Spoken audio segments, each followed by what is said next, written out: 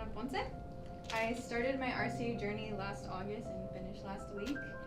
I came into this program having no expectations and no idea what I was going to be doing other than working with kids, of course. I was a recent first-generation college graduate who was looking for a job right after finishing school.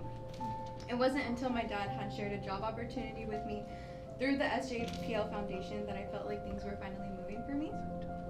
I applied, got my interview, and before I knew it, I was starting my training. Shortly after that, I headed straight to Educational Park Library and started my RCA journey. This experience changed so much for me. I had a newfound appreciation for education outside of a school setting. Not many people realize that children can still be educated outside of school, and what you teach them, they will take with them. I met different families. Families that wanted their kids to succeed in every way. Families that wanted their kids to have fun. And families that just wanted their kids to grow up appreciating educators and the education they are receiving.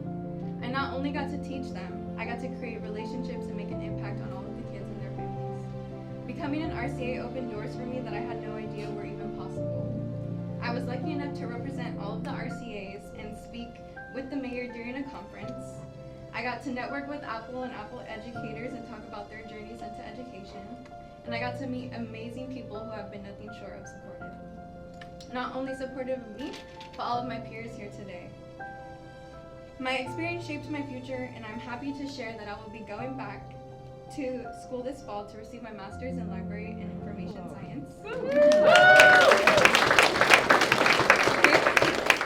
I would have not been able to come to this decision without being able to see firsthand what it was like to give back to my community through the library.